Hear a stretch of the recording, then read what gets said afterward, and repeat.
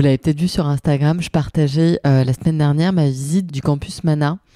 Alors le campus Mana, dont je vous dis 2 mots dans cette petite voice note un peu plus en détail, mais souvent vous savez, on entend parler de campus, de lieux un peu alternatifs pour pouvoir justement expérimenter, tester au moment où justement plein de créatifs en fait, que ce soit des artisans d'art, des designers, des architectes, mais aussi des décorateurs, enfin en fait beaucoup de personnes qui aujourd'hui gravitent autour de la création, tout ce qui peut aller dans un intérieur en fait, dans une maison, se questionnent parce que on va plus pouvoir faire comme avant avec voilà, tous les challenges qu'on traverse. Il va falloir faire autrement, mais pour faire autrement il faut s'autoriser, il faut sortir de nos zones de confort, il faut se former, il faut aller à la rencontre d'autres pratiques, et tout ça, ça prend du temps, c'est pas forcément inné en fait, en tout cas d'aller chercher une autre manière de pratiquer notre métier, d'être nourri à travers des moments de partage un peu inédits. Et en fait, c'est un peu ça, ce que j'ai compris, en tout cas ce que j'ai ressenti du campus Mana, c'est que voilà un lieu en Puisaye qui est sur un ancien campus d'une école vétérinaire. Donc c'est assez grand, c'est vraiment, je sais pas combien, je crois que c'est 5000 m² en tout de bâti et à peu près 30 hectares. Et en fait, c'est un projet qui est porté par Thomas et Sophie Dariel, qui en fait ont pour ambition, quelque part, d'explorer le patrimoine de la Puisaye et de ses environs, et repartir finalement à la recherche de ces racines un peu culturelles du territoire, qui est très riche et qui permet d'accueillir tout un tas de formations professionnelles en fait, qui sont assurées par des architectes, des designers, des artistes, des artisans, tout un tas de personnes qui sont identifiées par Raphaël Q, et qui est venu sélectionner voilà, tous ces profils qui vont dispenser à l'occasion d'un temps un peu court, je trouve que c'est à peu près une semaine, des formations professionnelles, un peu à la manière voilà, de ce qui pouvait se faire avant, où pendant une semaine on est coupé du monde. Il y a des ateliers absolument extraordinaires qui sont mis à leur disposition, donc un atelier bois de plus de 400 m², je crois, un atelier métal qui doit faire à peu près la moitié, mais très très grand, et un atelier céramique qui est en cours de finalisation, mais qui va être, enfin qui n'était pas ouvert quand j'ai visité, mais qui va être ouvert incessamment sous peu, tout début 2024. Il y a également un énorme auditorium avec des pièces signatures du land art, etc. Finalement, ce que j'ai compris, c'est qu'ils proposent un peu comme un restaurant des savoirs, mais très pratique, essayer de se remettre au contact du fer, de la matière, en n'ayant que des moments théoriques très très pertinents en fait. L'idée, c'est vraiment de privilégier la pratique à la théorie. Je vous donne 3 petits exemples de formations qui ont déjà eu lieu et dont j'ai pu voir les restitutions.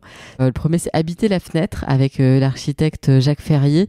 Donc là, c'était assez intéressant parce que finalement, c'était une maquette un peu à l'échelle 1 d'une fenêtre dans une maison de vacances ou enfin voilà, un habitat. On pouvait tout s'imaginer finalement avec comment est-ce qu'on peut habiter en fait cet endroit à l'intérieur, à l'extérieur. Donc il y avait aussi un tout petit balcon qui était attelé à cette fenêtre, et c'était un prototype de ce qu'on peut faire justement quand on est face au paysage et quand on dialogue comme ça avec l'extérieur.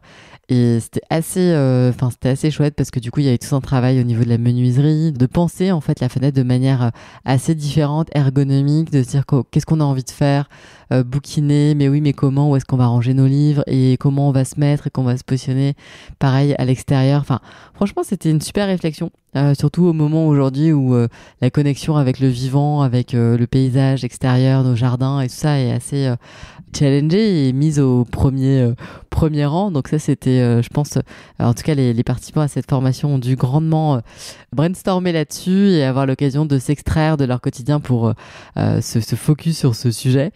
Ensuite il y avait une formation qui a aussi vachement retenu mon attention, c'était une table four solaire qui a été créée par Nathalie Crasset et ses équipes apprenantes. Donc ça c'était un super projet, et aussi une photo finalement des couleurs qui sont présentes dans le domaine en teinture végétale. Donc là c'était une formation qui était animée par Julie Richoz, et voilà, qui a donné un espèce de grand tableau très beau des couleurs du sol du campus en fait. Donc toutes ces plantes tinctoriales, vous savez, toutes les couleurs sont dans la nature sauf le fluo, donc ça fait quand même pas mal de couleurs. Et donc là, quelle est la chromie en fait qui se dégage de ce territoire? C'était assez intéressant. Et ils ont fait un élément qui était très beau. Et ensuite, il y a donc tout un espace de convivialité avec ce qu'ils ont appelé la maison commune et qui permet avec une équipe très bienveillante et qui du coup a aussi pour objectif d'aller sourcer les producteurs locaux, etc. pour manger en fait le plus local possible. Et c'était assez délicieux. Enfin, franchement, c'était un très beau moment, cette découverte. Et je vous invite du coup, si vous êtes une agence d'archi ou en tout cas même des professionnels ou artisans, que vous avez envie de regarder, d'aller un peu humer autre chose, expérimenter autre chose avec des gens passionnés. Il y a à peu près 35 formations qui vont être présentées en 2024. Donc ça fait beaucoup. Donc je crois que ça recommence à partir du mois de mai jusqu'en octobre-novembre, je sais plus. Bon bref, en tout cas, il y a un calendrier très dense et assez large pour tous les goûts avec vraiment des gens et des profils très différents. Et c'est ce choix que je trouve très très intéressant. Voilà, donc je vous invite à aller picorer là-dedans et regarder si ça vous inspire. En tout cas, voilà, moi j'ai passé 2 jours assez chouettes à faire aussi d'ailleurs pour la première fois de ma vie de la marqueterie avec un ébéniste, Mathieu, qui a eu beaucoup de patience et c'était vraiment un moment très très très très très chouette. Voilà pour cette petite expérience. Je vous embrasse.